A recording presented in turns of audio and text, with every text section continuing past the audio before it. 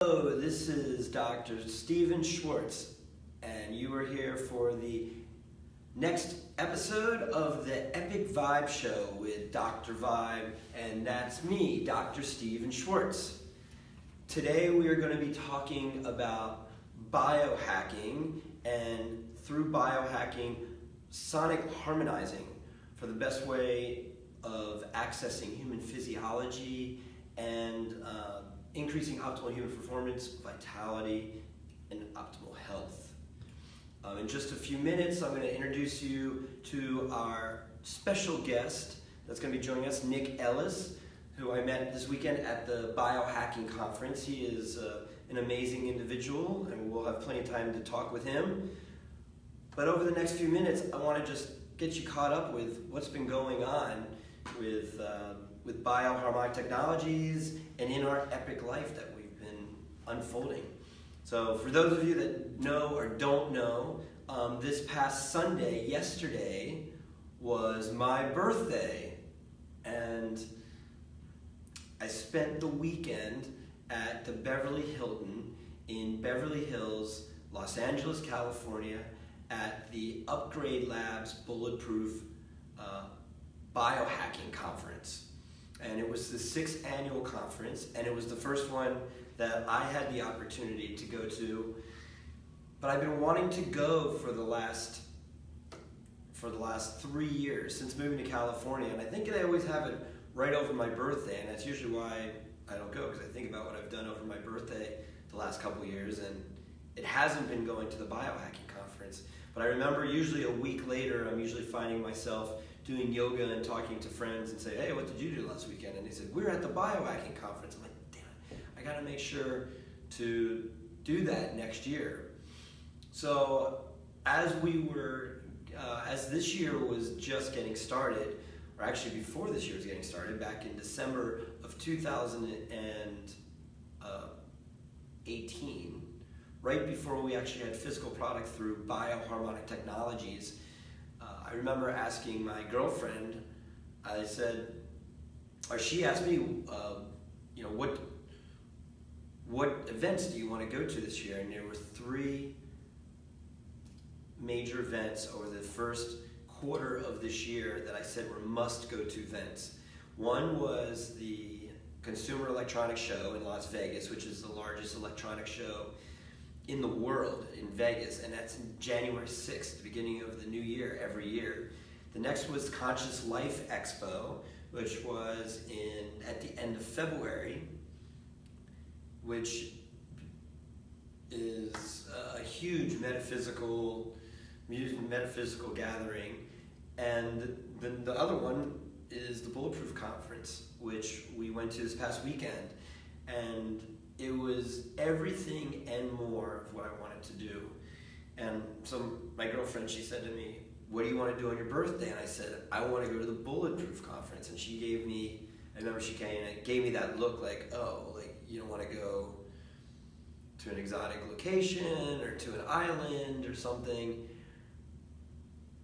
And I said I would like to go to the Bulletproof Conference. And that's what we ended up doing. And we had just an amazing experience. Why did I want to go to that so badly? Well, I think about just the whole term biohacking, and what does that word mean? Biohacking. It's how do you shortcut your biology for increasing your optimal human performance?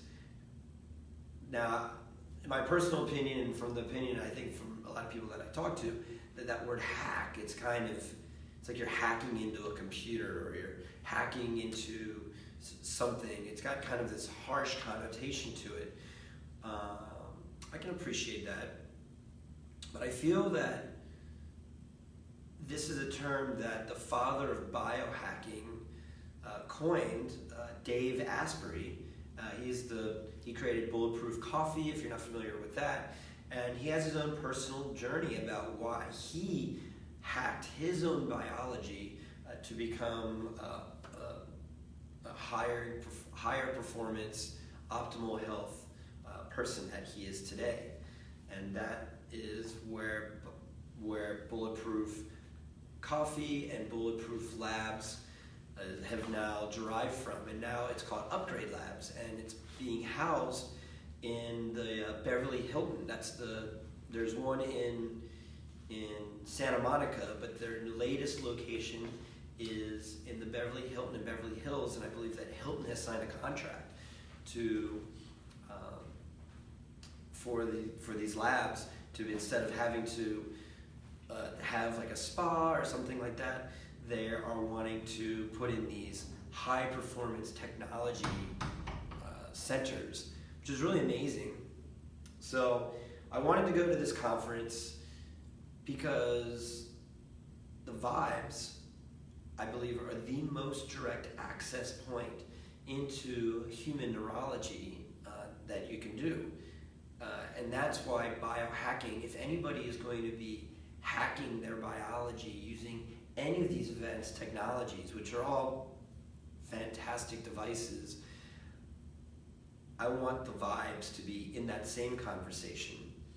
So since January, when we came out with new physical product, I've been really thinking about how do we want to position these Vibe systems in the marketplace and really in the world at large.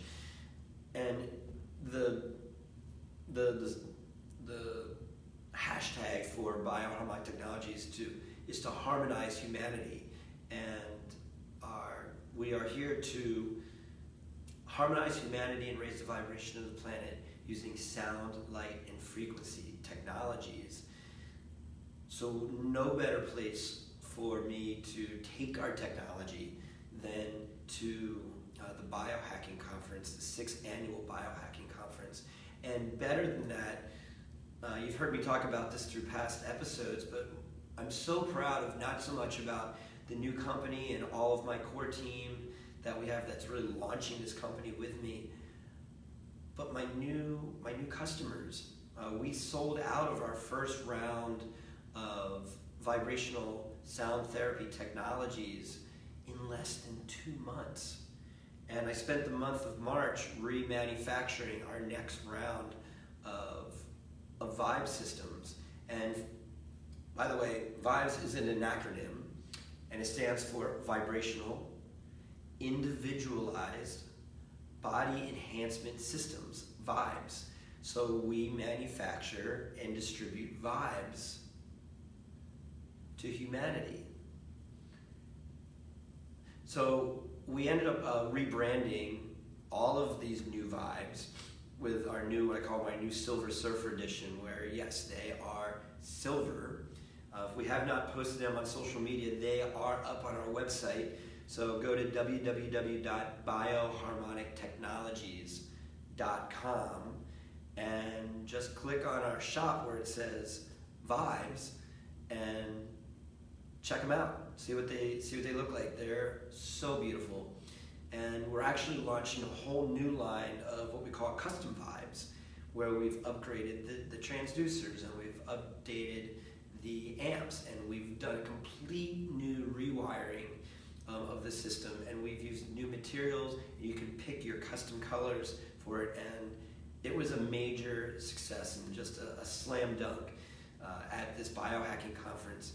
And not just that we had a presence there, but we were in the entire VIP lounge, which is great. For any of you that have ever been to any of our Vibe zones, we really pride ourselves with providing a VIP experience and really being the best in show. And we consistently are being told that is what we're obtaining. So I'm thankful for that. And there's no better place that I wanted to be on my birthday than in Beverly Hills at the biohacking conference with my core team. So I'd love to give a shout out before we get started into the meat of this Facebook Live. I'd love to give a shout out to all of my core team, JJ and Brielle and Clifton and Emsley. I could not have done this event without you guys bringing your energy and your support to such an amazing event. And also from the support of our amazing ambassadors. Thank you, Diane and Penelope, and a few of our other ambassadors that came through and spent birthday time with me. And it really just makes me feel good, because it's about harmonizing humanity. And I always say, if you're going to harmonize humanity and we want to create a field to hold that container and to legitimately harmonize it, it begins with harmonizing ourselves first. And in order, if we're going to harmonize ourselves first, it begins with harmonizing myself first, and then bringing in the vibration of like-minded people into this harmonizing circle to really keep the energy pure. And then as that circle becomes bigger and bigger, we become more empowered and more optimized in order to create something incredible.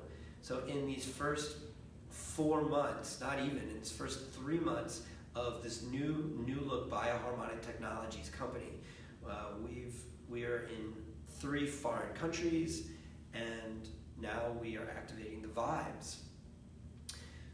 So the topic that we're going to be talking about here today is about biohacking and sonic harmonizing as a way of creating optimal human performance and optimal health and well-being. Oh, well, here we are. And without any further ado, perfect timing with my special guest. Please, Nick Ellis, please come join me. How's it going, buddy? Thank you so much for welcoming me in here. Good to see you. So we're at right here. Yeah, this is where we are. Welcome Wow. to Epic Vibe Show. Hello everyone out there in Doc. Facebook land. Yeah. Where's actually interesting, I just met you this weekend. I think we met before at some of the other events, but just briefly. But yes. This is the formally first weekend we introduced. really kind of Yes. dropped in.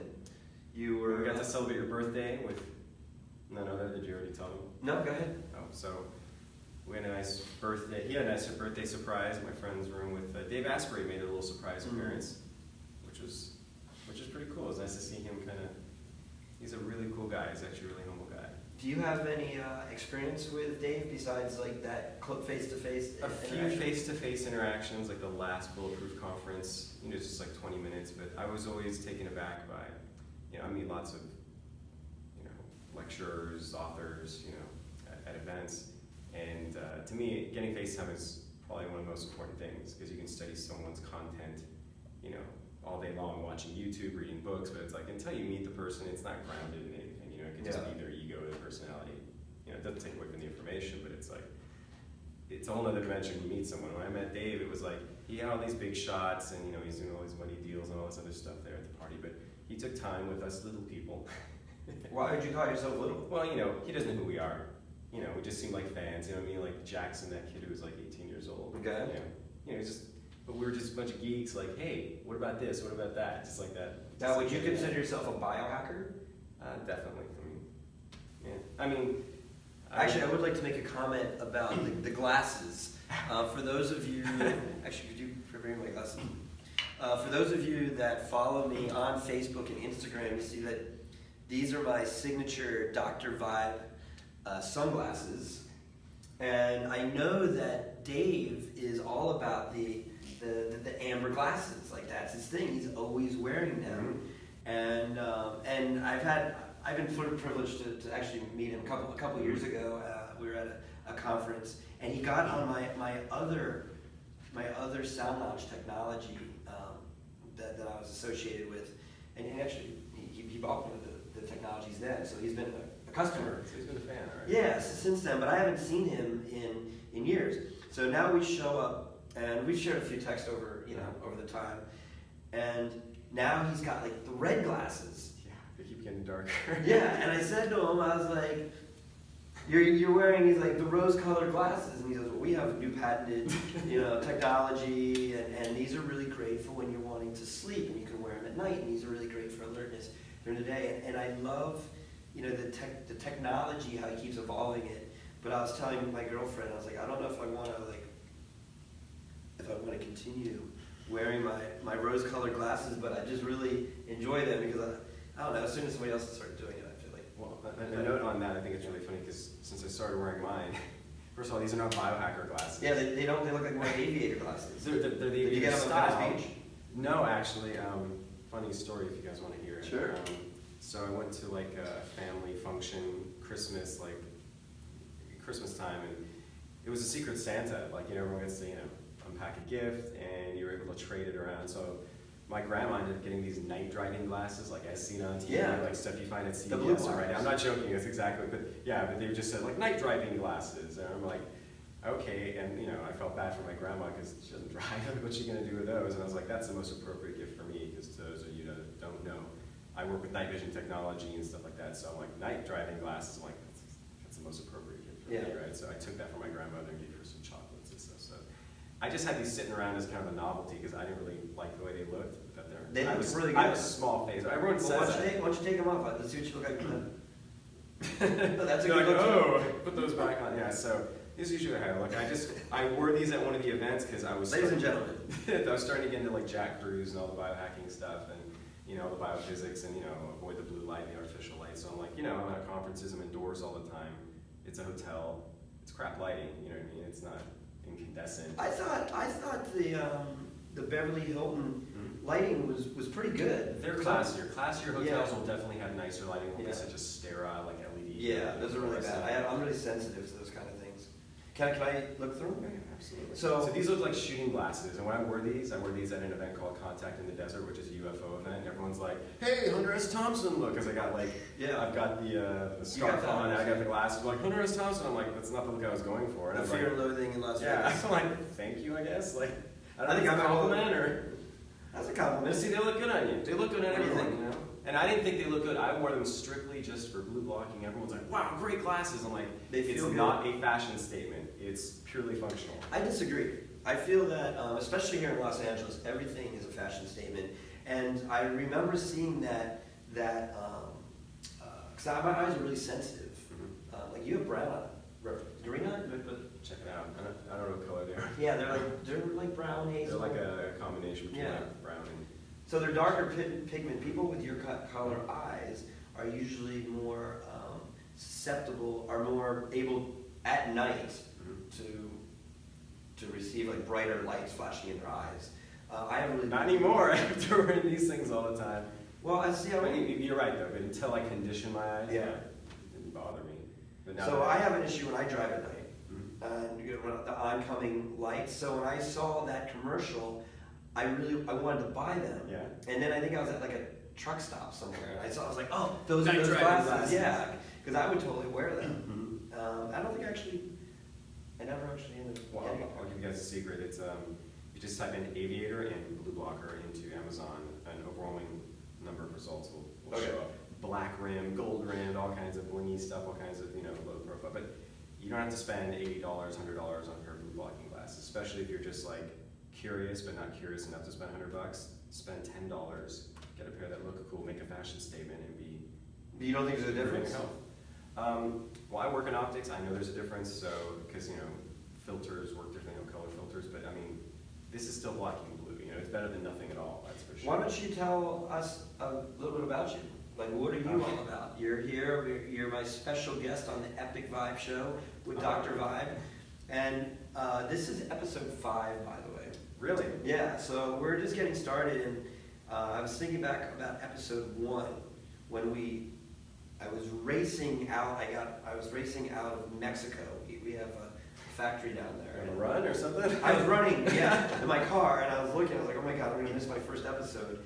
And I got hung up at the border, and I got pulled into secondary, and it was kind of a mess. And I was late, so I had to be like, "Oh, okay, not 7, but 8." And then I went to my friend's house, and we pulled this thing up here, and we didn't have a tripod and everything like that. So if you guys want to go back and watch some vintage Epic Vibe shows, that's episode 1.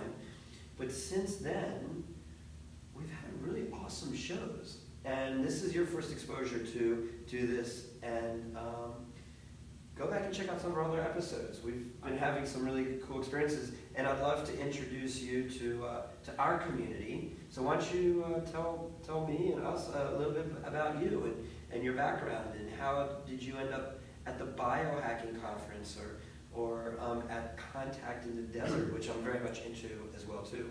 Okay, well, ever since I was a kid, never really felt like I fit in. I'm sure a lot of people can relate if you're watching a show like this. So I was just always interested in, the other stuff we're not really exposed to.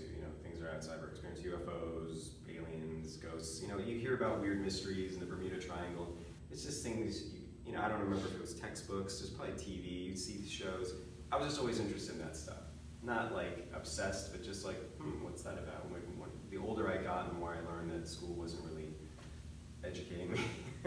I just kind of dived into all that information. I was just interested in this reality because I never really felt like I fit into it. I saw everyone working for a living and just being like a wage, like my parents. They raised me. I love them. It's just like there's got to be something better than this. There's got to be something better than just slaving, working for a wage. Because most of those people are not really living their lives. It's not their dream. Yeah. To work at a supermarket or to work, doing whatever most people do. I'm like, you don't love what you do. To me, it just sounded like a waste of your life. Like I just intuitively knew I couldn't do what everyone else is doing. You say that, and I agree. I totally agree.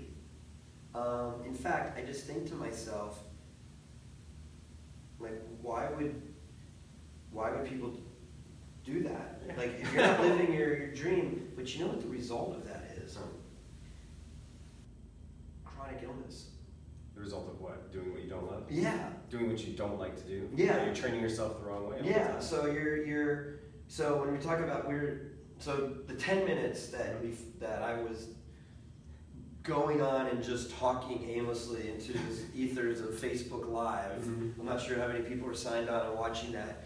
We were talking, the topic of today is about biohacking and sonic harmonizing as a way of achieving optimal health, vitality, and optimal human performance. And that's the topic, and it's obviously on the heels of this biohacking conference. And that's an area of expertise that I'm all about. Mm-hmm. So it's interesting that you bring up this topic because it begins with awareness. Yeah, where does the interest come from in the first place? Like that to me is important. Well, where are you from originally? Right down here in the South Bay, Hermosa Beach, Oh. Coronado Beach. Yeah. What was your first job? Working in a gun shop. See, like now you look like kind of like Unabomber kind of, with the glasses. Hold on. Yeah. I could. Would you buy a gun from this guy? Probably. Yeah, I was a super nerd, and I was just like a total gun geek. I don't know what my obsession with firearms came from, but like there was a gun shop in my neighborhood, and I'd go in there and just geek out on all this stuff, and like, you need to work here, because I would just go in there and what's that? I'm not into violence. I just like I don't know. Maybe I was a soldier in a past life. I don't know. Yeah. But I had an affinity. Well, there's something about a firearm. Like I'm not really.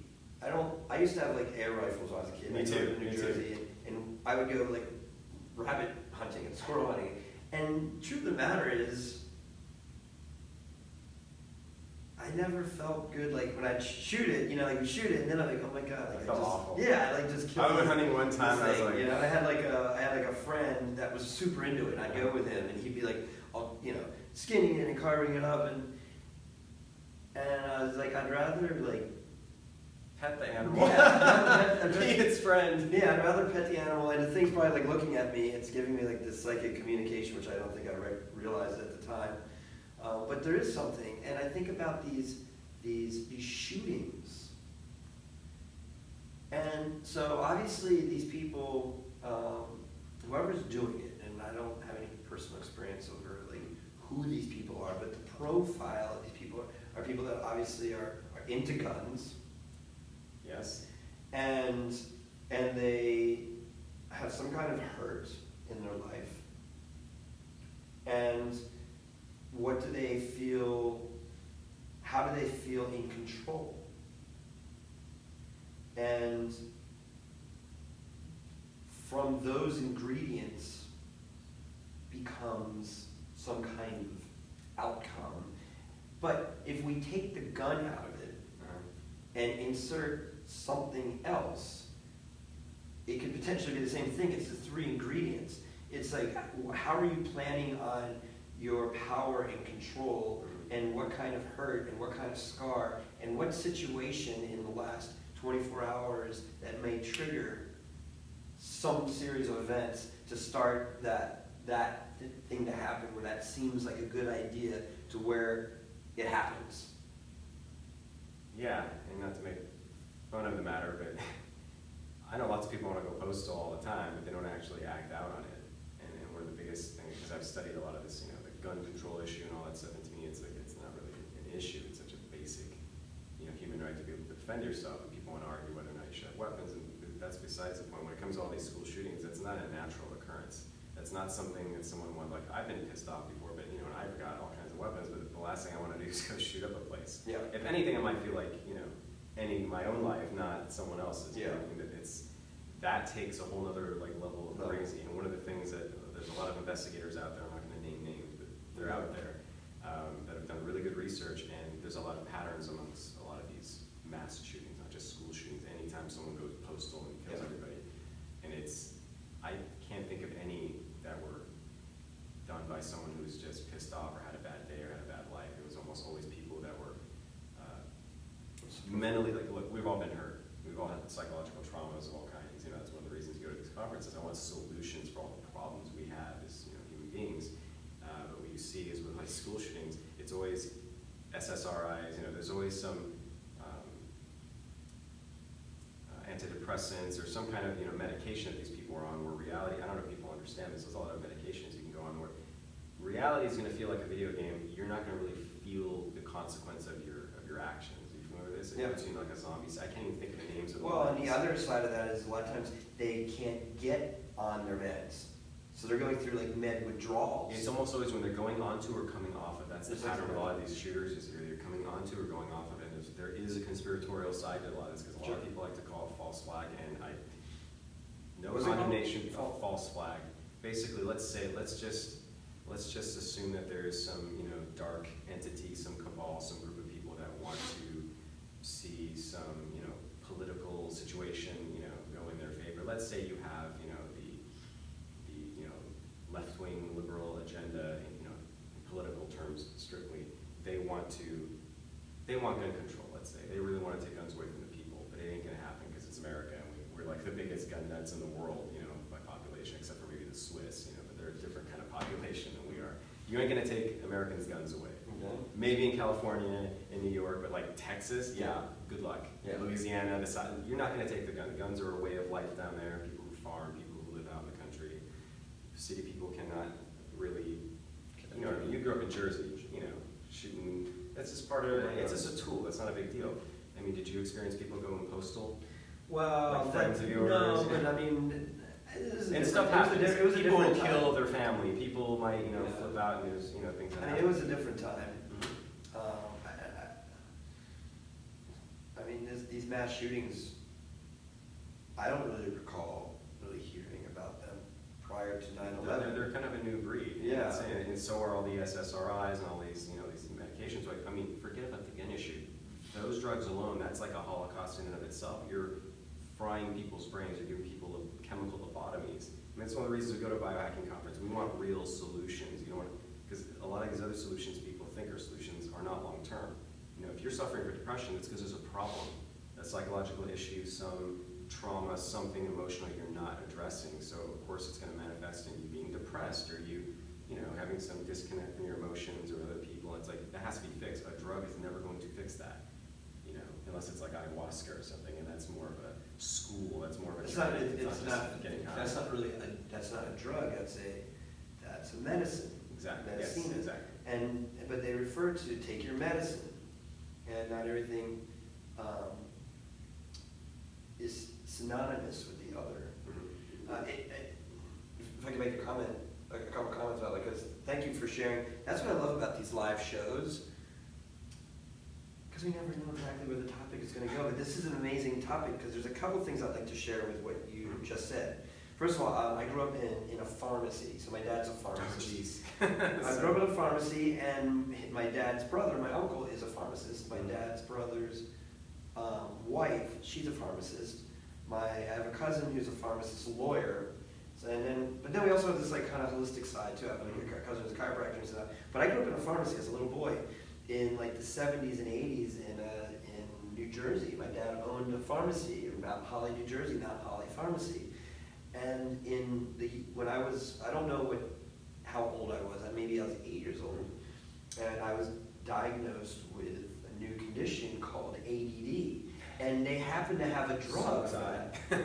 They happened to have a drug. They had a drug for that called Ritalin, and it was the first year that I came out, and then I had a condition for it.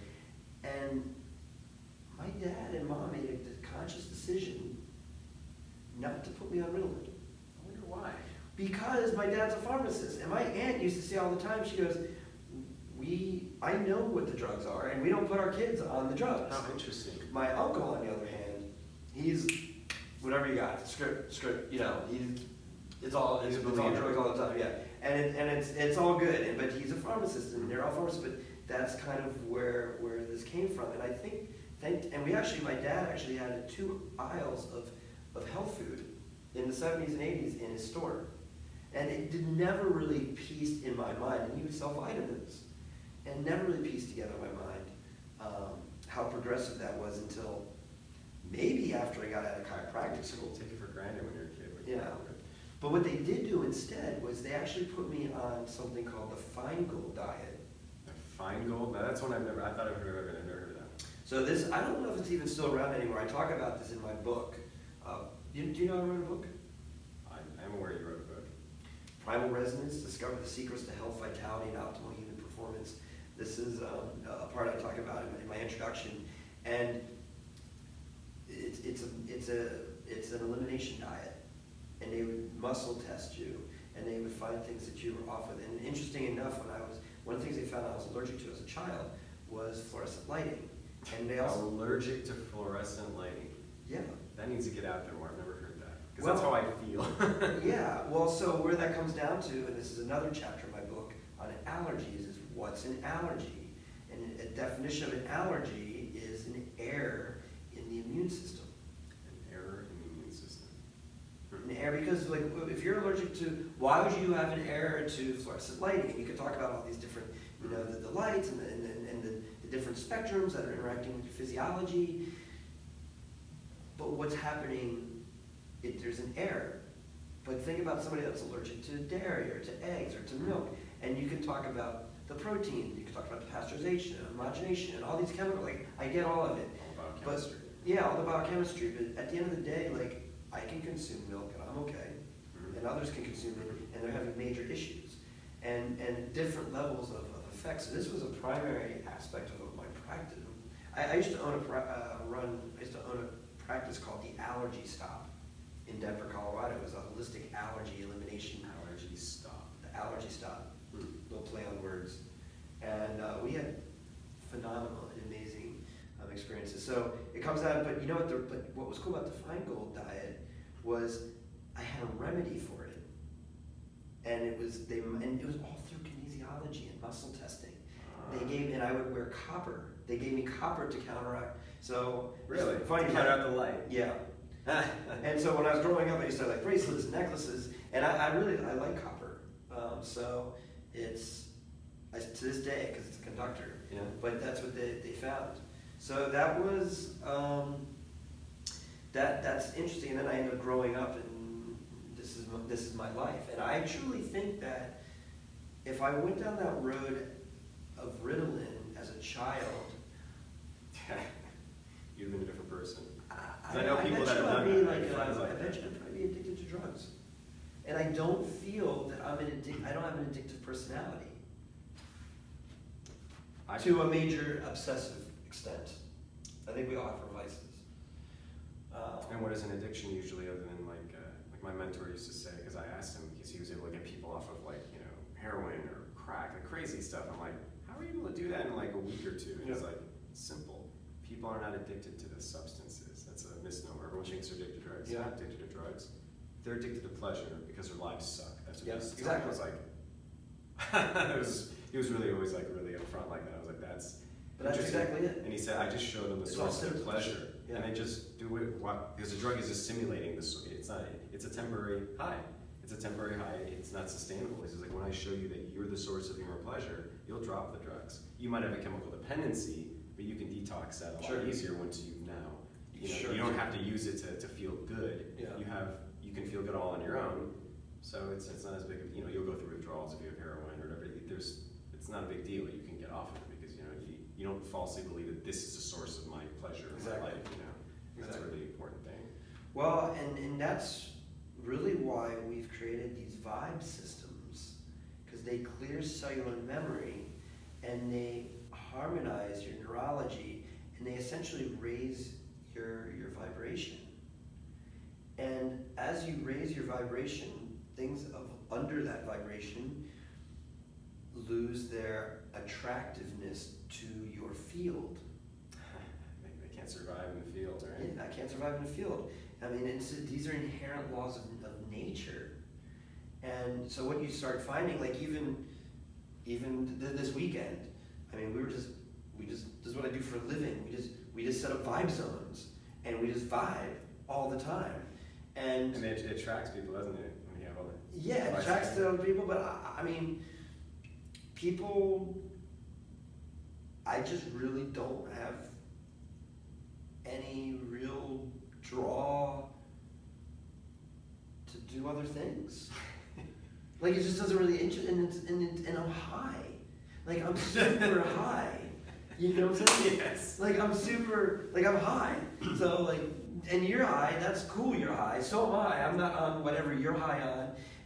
And to answer your question for earlier, that's why I come to these events, is because to me they're like minds. Because out in the world, everyone else is focused on, like, being a wage slave, like they're just caught, and I'm not shitting on those people. That's just where they're at. They falsely believe this is all I can achieve, or this is all I'm gonna. It's just like, man, I couldn't hang around people like that because it just bring me down. Like, I want to do what I love, because it was in Plato that say, do what you love and never work a day in your life.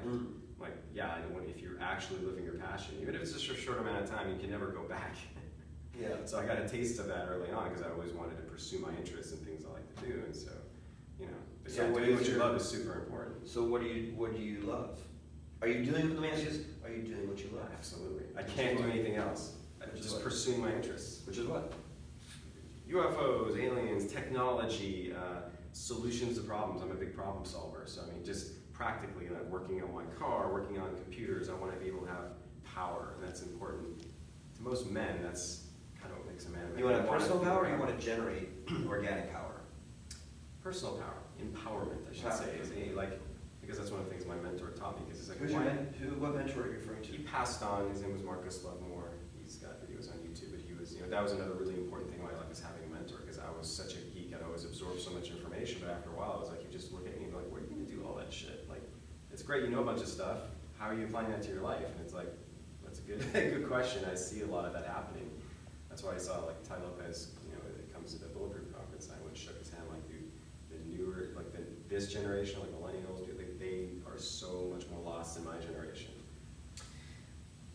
And I feel that they need mentorship. They're also brilliant in other ways, because they grew up around technology. A lot of the apps you see, a lot of technology, there's a good and bad with every generation. Yeah, I mean, here's been my experience with the millennials. I really like them. Like, I really connect with the millennials, and I'll tell you exactly why. I feel like I've been in practice now for 20 years, and I treated a lot of kids in my practice, and they're all indigo children. Do you know about indigo children? Have you ever heard that term before? Or now they're crystal children, or rainbow children.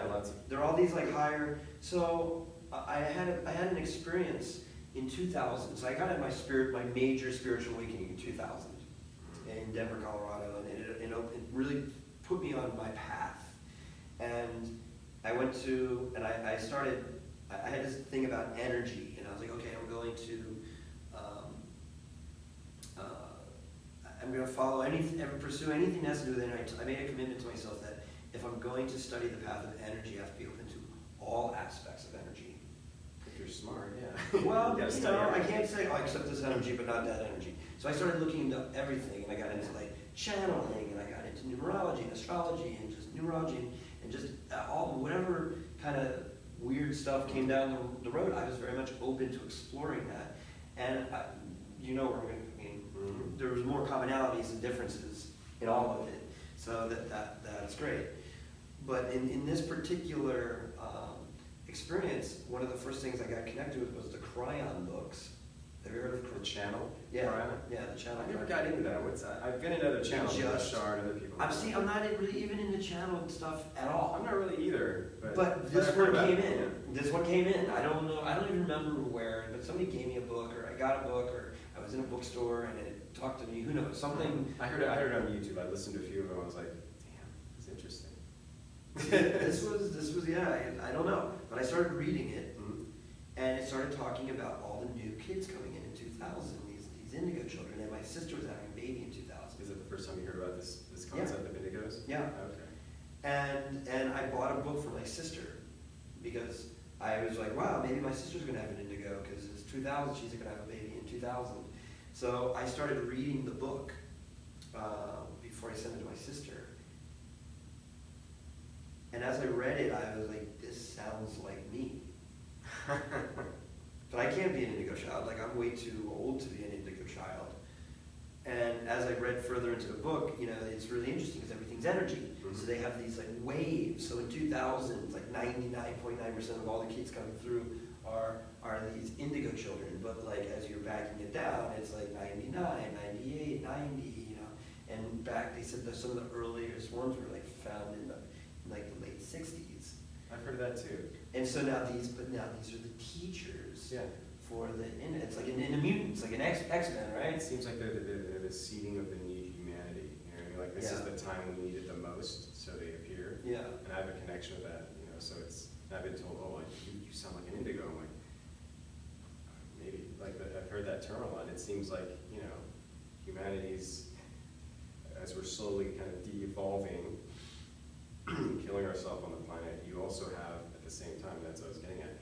When I said millennials are lost, I think, yeah, a lot of them there's more drug use, they're clueless in other ways that we weren't, but they're also way smarter in other ways that my generation, because I guess I'm Generation X, I was born 1980, when were you born?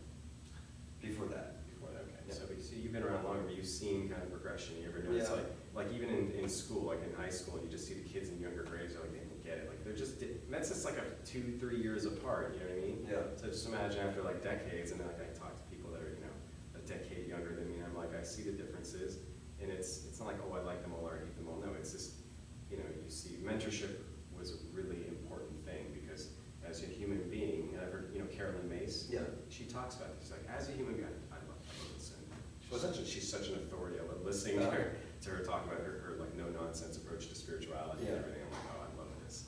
And she talks about, you know, a human being is a really complex being. We have to be trained to really express all our different abilities.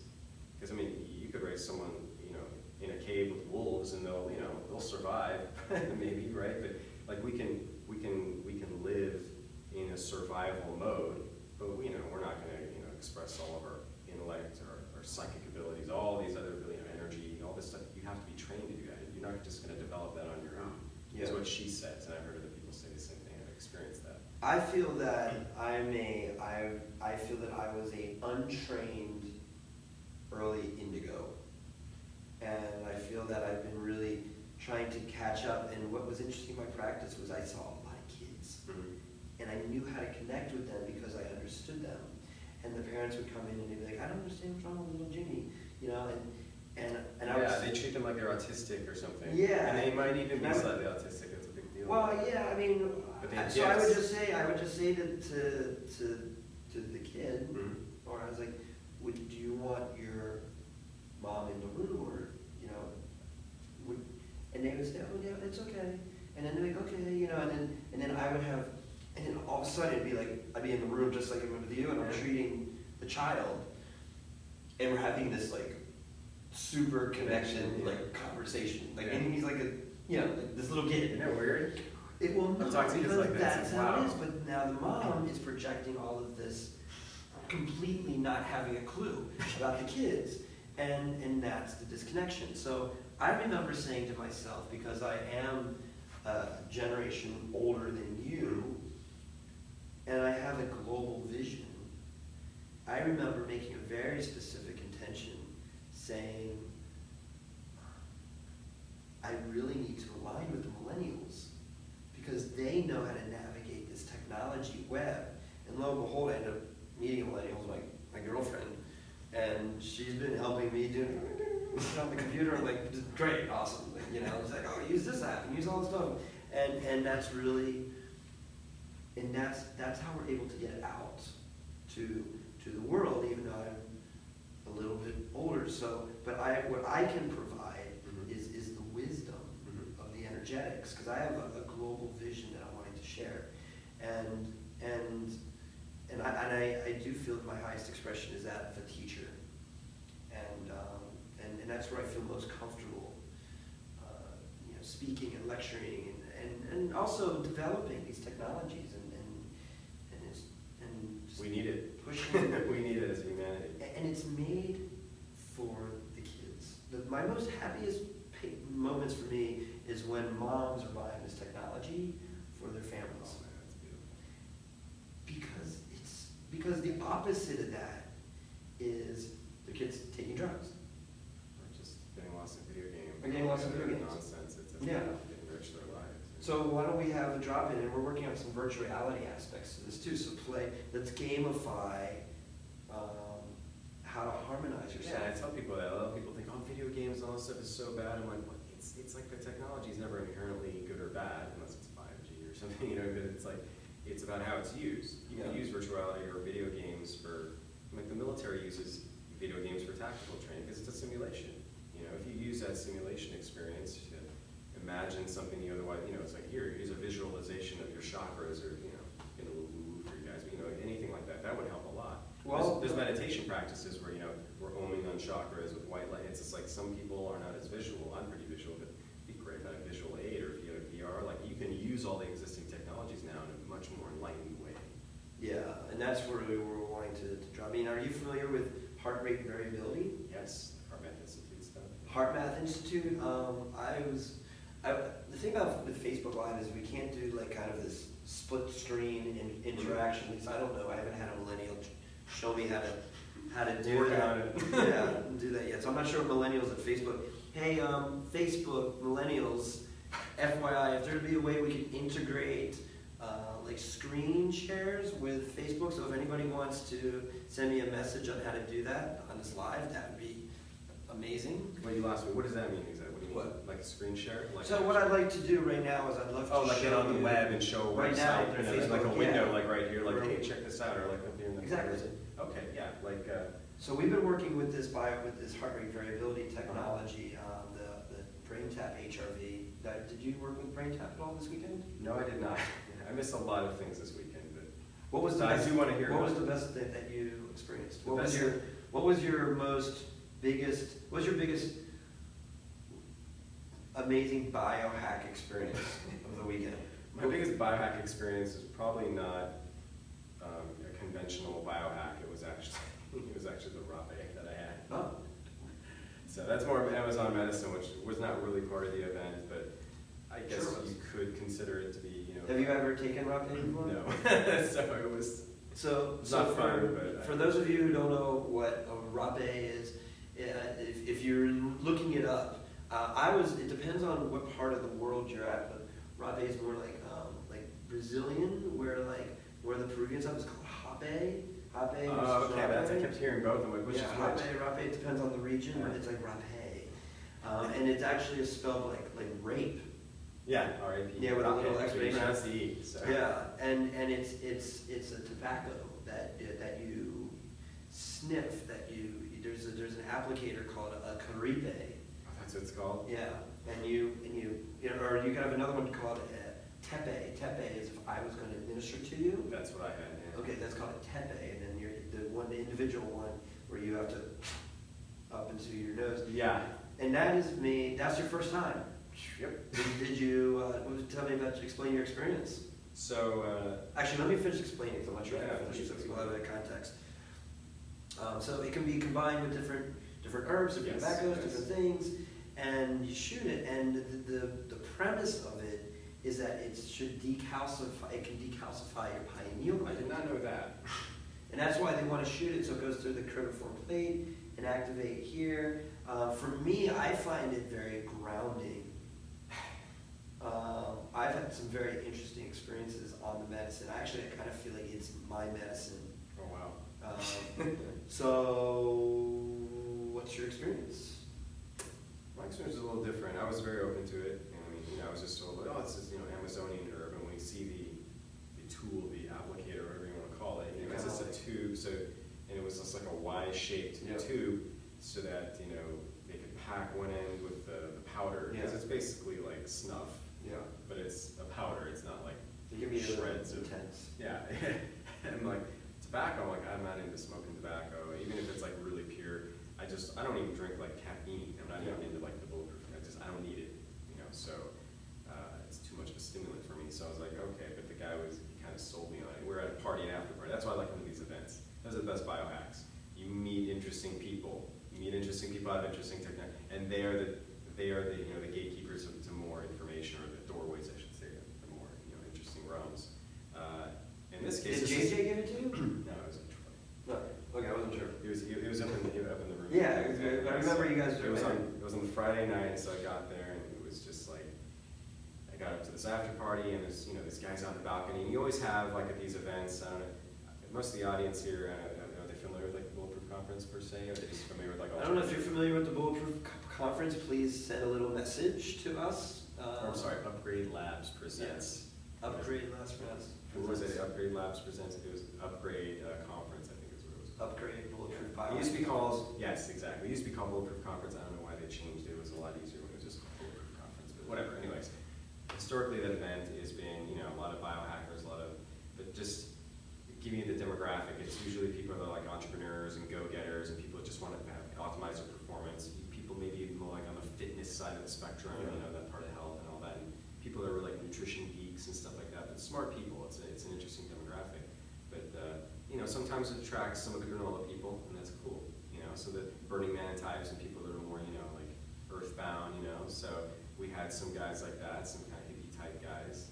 Those are all my friends. Yeah, it's actually really funny. That is my scene. That's the scene I hang out with. I don't know who your clientele, but it's just like giving you an idea. We get to the party, and it's like you have all the energy medicine guys, and Dr. McCullough, came out one night. It's just we had all I would have liked to have met him. I've actually never met Dr. McCullough.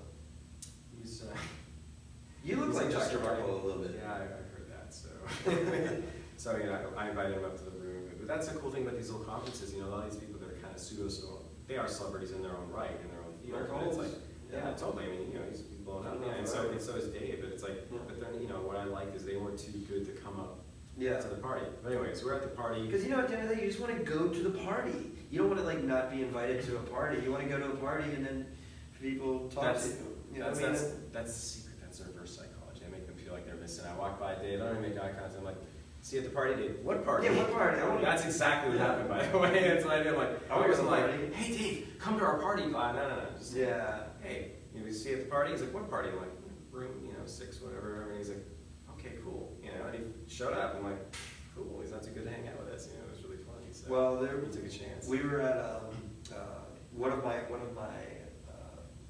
clients, Dr. Hari. Do you know him? That's who's rumor. Yeah. So he has one of my Vibe systems, and he's got some other new technologies. Well, I was using that. So correction. Other than the Rapid, I was using that machine. I was administering it for people. I'm still yet to try it. My girlfriend had this apparently life-changing experience on it, and then I believe that Dr. Hari has had some life-changing experiences with it. So he's very much what's it called? Which one? The actual machine? Do you know what the name of it is? No, I don't. I don't remember what it is.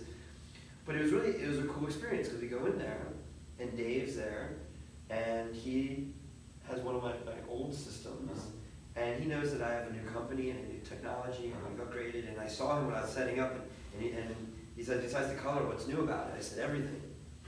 And but we hadn't had a chance to drop it. So in this little hotel room, here's Dave and he's like, have you tried it yet? He's like, no. It was kind of the same thing with the party. I was like, have you been on it? And he's like, no, I'm kind of I'm waiting to go, and there's like a line of people to get on the Vibe, and it was a really cool moment because I said, because he has my music menu, and I said, what music? And he's like, oh, I'm just not that familiar with you. I was like, oh, you're not, you haven't been studying the music, because the magic is not about the vibrating bed. The magic is in the software that is delivered through the vibrational individualized body enhancement system, the vibes. And so I had a little session. Which a good way to put it, the way I heard it, is just think of the machine as more like a speaker. You know what I mean? It's just the instrument, like it's how you play it, which makes a difference. It makes a difference between Jimi Hendrix and just whatever. Exactly. So we made, and I put him on it. And he dropped into the space, and it was cool. And we were in like Dr. Hari's hotel, which actually I signed over to him. I was like, he took me. We were in a suite up downstairs actually. So it was a great weekend. So I was using it just this morning because we were up all night, as you guys saw. So after I saw you guys this morning, I went upstairs and because I was going to help him pack up his truck, but he was asleep. So I just lay down on the Vibe bed and put on the. Oh. So is that music in there? Is that the stuff that you guys? Yeah. Heard? That's my music. Oh wow! Oh, perfect. You know what you listen to? That's so synchronistic. Because I was gonna ask Harry, I'm like, I need a recording of that because some of the sound effects in there were like blowing me away. I don't know why. Do you know what you're listening to? No idea. You can go to www.bioharmonictechnologies.com and then click on the whole menu on the side and shop music, and now it's all my music libraries right there. So did you compose that yourself? I am a doctor studying music. And everybody asks me this question, and I've been blessed to work with 4 different amazing producers that I've collaborated with over the 4 albums, to produce really awesome, what I call sonic alchemical projects for shifting and influencing physiology in a variety of different ways. And it's important that I was doing that to me this morning. Yeah. So what I do is I use music as a delivery system. I've been collecting. That's exactly what it felt like. I've been collecting physiological frequencies since 2007. What is that? What's a physiological I know we're going frequency? down tons of rabbit holes, but what is a physiological frequency? Well, by physiology is body is like a function. That's what physiology is. Biological function and frequencies. So these are different pulsation ratios that can influence biological function. It's like a biohack. My word that I would prefer to use is a bioharmonize process. Because what I know about You're using sound. And the reason I'm light, frequency, and vibration. right. Sound, light, frequency, and vibration. And the only difference between any of these things, well, there's a difference. Sound and light, the only difference between sound and light is speed.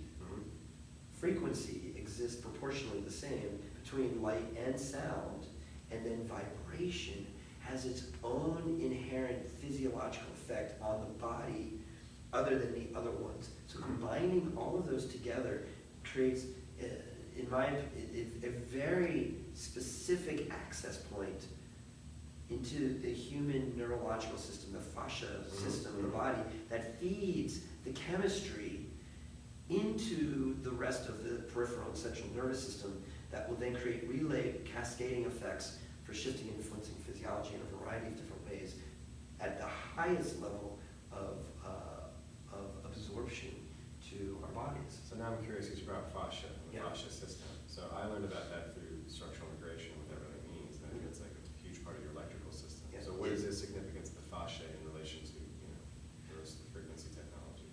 That's what I'm curious. Wait, ask me a question again. How's the what is the importance of the fascia system? How would you define it and its importance in medicine? Because I'm curious, because I've heard it from the structural integrator guys. I want to know what your take is on because I'm fascinated by that. So my understanding of the fascia, so I feel like you talk about the nervous system. Yeah. Nervous system. Then there's 2 parts of that. Well, there's actually 4 parts to it. You have the central nervous system, which is the brain and the spinal cord. Then you have the peripheral nervous system, which comes off of the spine and the brain into all your these limbs. It goes and innervates all of your limbs, but then those extend into your organs, and then extend into every tissue system and cell of the body. So that extension is actually not the peripheral nervous system at all. The peripheral nervous system has a very definitive termination point. Mm-hmm. Where it stops and then something else continues. Yes, but what feeds into that, that surrounds every tissue system and cell of the body, is the fascia. Okay. And it's the connecting tissue. It's the Because you have connective muscular tissue. skeletal system Yeah. and you have vascular system and that, but it's like fascia gets overlooked. It's super important. We're gonna keep going. This is are you having fun? It's getting started, man. Yeah. We usually do hour shows, but I think just usually by the end of an hour we're kind of like, oh my god, let's get off. But this is a really good conversation, so I feel just warming up, man. Like, yeah, I feel we can continue going if that's okay with you. I'm on it. All right. So as we're talking about,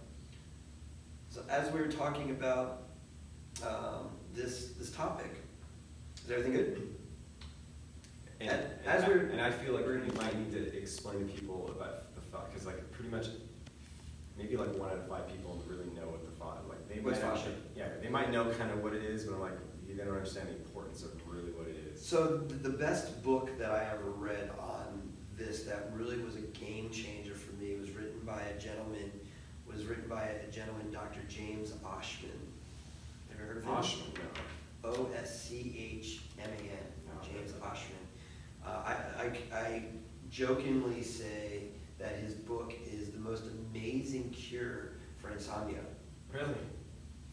What did it include? I got Because it's like really dry. Uh-huh. It's like super intense. It's like, you read like a page or two of that and you're kind of like, let me just kind of take in. Just read like instructions?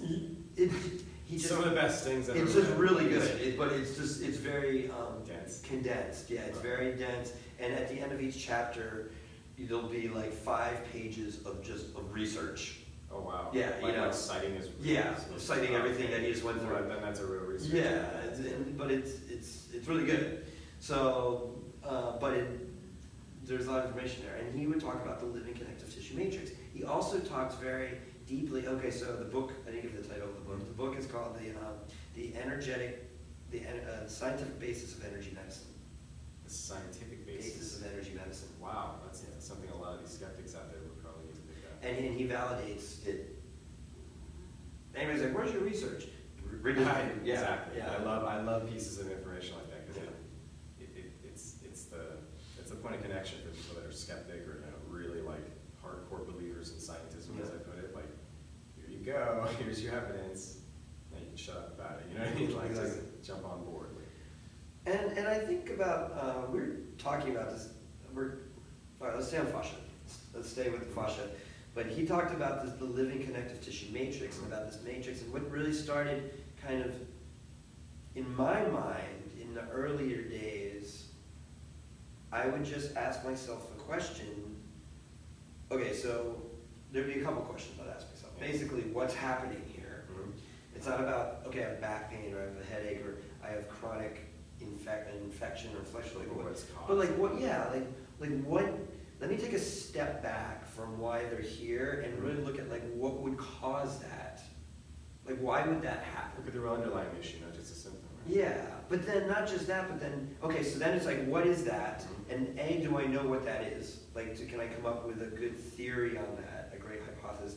And then, okay, let's say that I know 100% what that is. Let's say I'm like, okay, I know why you're having that problem. Mm-hmm. And then really the next phase of that is, how can I effectively do something about that? Like, what's the best way to actually resolve what I'm wanting to do? So, and I feel that what happens in healthcare, and this is, I'm not talking about allopathic, but I'm also talking about alternative. I'm talking about the whole thing. People tend to yada yada yada over stuff that they just don't really know what to do about it.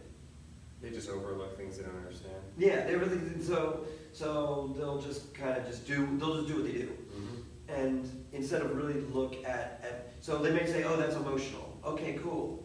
So now what? How do we get, and why is it emotional? And then what are the really good tools for affecting it? And there's tons of stuff for treating it. Mm-hmm. But those things usually take some time. Mm-hmm. Like if you're gonna go in, you're gonna do like EMDR, if you're gonna do hypnotherapy, or if you're gonna do some kind of tapping, or if you're gonna do something, whatever Yes. you're doing, usually if it's emotional, there's something kind of weird to it. Yeah. It usually looks weird. Most patients don't even know that there's an emotional stuff. So you say, do you have any emotional stuff? It's like, oh no, not They me. think it's purely physiological. Yeah. They don't realize there's an emotional cause for their physiological problem. Yeah, there's a cause for it. And I've been to all these doctors and nobody can help me because none of them have really gone to the root. Yeah. Or They're not trained to. There hasn't been a really good. There hasn't been something palatable to the patients that allows them to feel comfortable to access. And so if there's something, so this led me into a path of three things. How do we reduce inflammation? Because that's the root of things, and not just that, but like how do you reduce inflammation? Well, why do you have inflammation in the first place? And from my experience, it's due to some kind of chronic infection and or toxin. Those are and then those can kind of deviate because there can be in the toxin category. It can go into foods, it can go into air, it can go into water, it can go into things, substances. It can go into that's chronic infection. So that's in the other category of bacteria, viruses, parasites, mold, fungus, yeast, parasitic infections, those kind of things. That's another category. But then you also take that to another component of why are they there in the first place?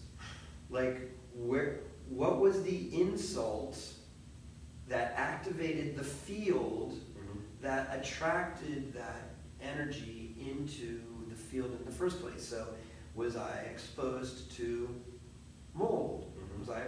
But not just that you were exposed to mold, but why is the mold in resonance with you?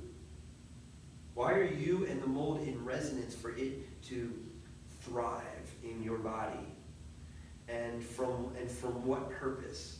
And was there, and that usually leads into some kind of motor vehicle accident, or family trauma, or sexual trauma, or some kind of abuse, or some kind of thing. Something happened in your life that shifted your programming, that has created a new vibrational process that has lowered your vibration, that now allows lower vibrational things to really love you. It's lowering your defenses to leave you open for attack.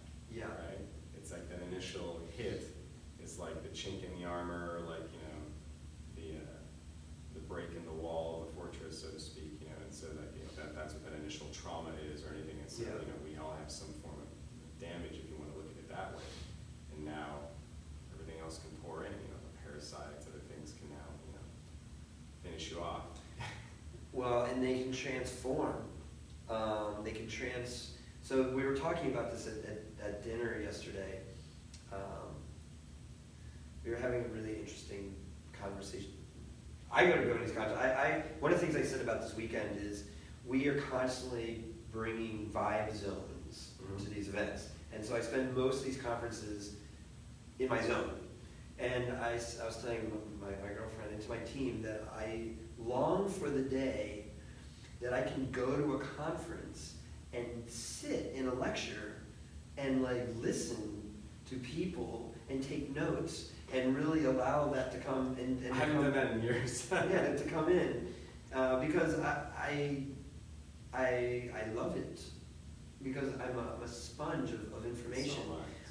What I'm blessed for is that I get a lot of information just comes in. And I was like, oh, have you ever read so-and-so's work? Or have you read? And I was like, no, I've never heard of that person. They're like, do you know what that is? No. No. And then I started reading their stuff. I'm like, oh, okay, yeah. I kind of. You just remember the name, or? No, I don't know it, but You're familiar I already down with like what's happening, but then you start reading into the details, and they say something very interesting. Like, I don't know who Dave was doing a talk with on Friday night, but it was after the VIP dinner, and he did a talk with a gentleman. Were you at the VIP dinner on Friday? So we were at the VIP dinner, and Dave, after dinner, he was doing like something like this with a gentleman who I'm not sure what his name was. Just having like a little discussion or and it was a lecture. It was a class, and people from dinner were there at their seats. He was doing an interview basically with someone else. Yeah, it was really interesting. A one-on-one. And we didn't stay for the whole thing because we had a vibe zone to do or something, but we stayed for a little bit, and there was something very interesting that he said was that we talk about free will, but he said that's actually we actually don't have free will. We actually, what we do is we have free won't. Like you can say what you won't do, but by the time you have consciously given yourself permission to do it, your subconscious mind has already activated the process of what you're already agreeing to consciously. And that's what I said. So I spent the next 24 hours just from that little nugget Thinking about that concept. And I was in the beginning saying to myself, like, no on that. And at the end of it, I was like, I'm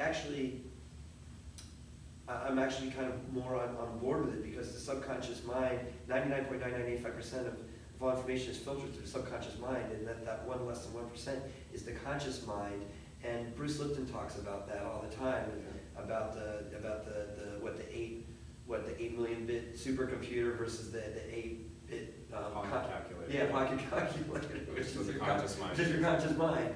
So so that's where we get into these technologies. Is why am I having a conversation with you in my practice about anything? Because it's completely irrelevant to us reprogramming the root trigger that is inhibiting your frequency from raising itself to disorganize the lower vibrational disease processes that you're wanting to transcend anyhow. So I used to say in my practice, your conscious mind only has 2 responsibilities in my practice. A, make sure that you keep your appointment with me on time, and 2, pay me. Otherwise, just sit in this chair and let me do the reprogramming with everything other than conscious mind, and get amazing results. And I feel when we harmonize in that field, there's a level of homeostasis that transcends the hack. It becomes a part of you. And I believe that just like any habit, you could have a habit of smoking crack, okay? And you can have a habit of running ultra marathons. You can have a habit of reading a book a week. You can have a habit of watching pornography. It's all repetition and reprogramming into the body. And they always talk about everything in moderation.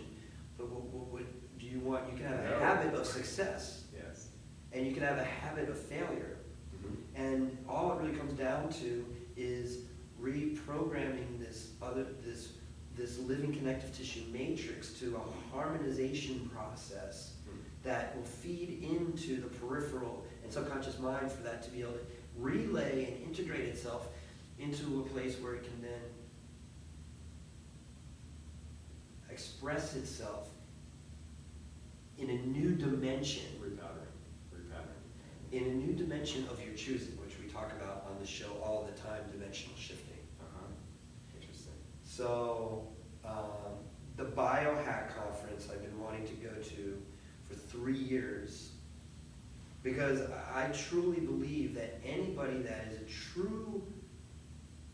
on the path truly of biohacking for optimal human performance and vitality, if they're not accessing these channels that I'm describing, they're missing the vital entry point into human physiology. And I would love to next year be able to present this information to my peers at the 7th annual biohacking conference. And I hope that the people that we've made connections with this year will do that. So I feel so I'd love to ask you for any closing comments that you may have before we end this epic episode. That's not fair, there's so many, but I can. Well, we can have you back. Encapsulate it. I think out of all of our 5 episodes, this is probably going to be our most amazing one yet. So I would love to invite you back for. I'd love to come back. So what would you like to share? Well, I mean, geez, for anyone, for everyone that's listening to this. Yeah, do you have any contact information? Well, I'm just saying, since this is after the Bulletproof conference is already over, if someone wants to go to something similar, it's a much smaller conference. A friend of mine's putting on something called Biogenesis Yes. Conference. So my friend Dr. Slovak and Yeah. Jared, Rivera, who's putting on the event. And my friend Victor, there's a lot of people there, a lot of lesser known people, but a lot of very in-depth, interesting information. You could lump that kind of into the category of biohacking. Biohacking is kind of really specific, but as far as like cutting edge, health solutions and everything with neurology, anything. It's just anything to do with like regenerating, because that's what it's about, biogenesis. And there's some other interesting things there too. There's some UFO guys talking there. It's a nice mix. It's in Reno, Nevada. Look at a Biogenesis conference. And that's May 4th and 5th. Yes. And I know Jerry, and I've been invited actually to that conference, and I wanted to go last year. Well, I'm actually not going to it because that same weekend, I'm going to be in Joshua Tree at the portal to the New Earth Gathering. Oh, jeez. Which is one of my most favorite. Harlan Emil, who is a good friend of mine and longtime burner and sacred geometry installation creator. We just did a radio show with him last week in Laguna Beach, and it's like 222 people at Gar's Boulder Gardens, and we are truly, it's not a festival, it's a portal to the new earth. And what I love that the Bioregenesis Conference is going on at the same time, we're just going to pull that energy into the portal. And I'm going to be doing a workshop there. I'm going to be doing a live sonic alchemy journey there. We're going to be hosting the new look, what we call vibrodomes. We have these vibrodome installations, these sacred geometry vibe installations. And I'm just real excited. So it's not just art, it's functional art. It's a portal. We're going to be creating sound healing and lectures and workshops, and we're going to be sharing meals. And tickets are only $222, or is that a 3-day event? $333, something like that. Whatever they are, it's kind of the ticket. So if people want to look it up, what is it? What's it? Portaltothenewearth.com. You can also go to Portal New Earth on Facebook, and we're going to be there. The Bioregenesis Conference is going to be going on. That's a great place. In Reno, Nevada. In Reno, Nevada. I'd love to plug that. And we are actually going to be at Coachella next week. Next week we're going to have a whole Vibe Zone set. Gosh, Coachella's already here. Yeah, Coachella. And we are going to be also... Okay, so we are done. Thank you so much for the Dr. Vibe Show, the Epic Vibes Dr. Vibe Show. I am Dr. Vibe, and this is Nick Ellis. Thank you so much, and we look forward for you to vibe with us next week.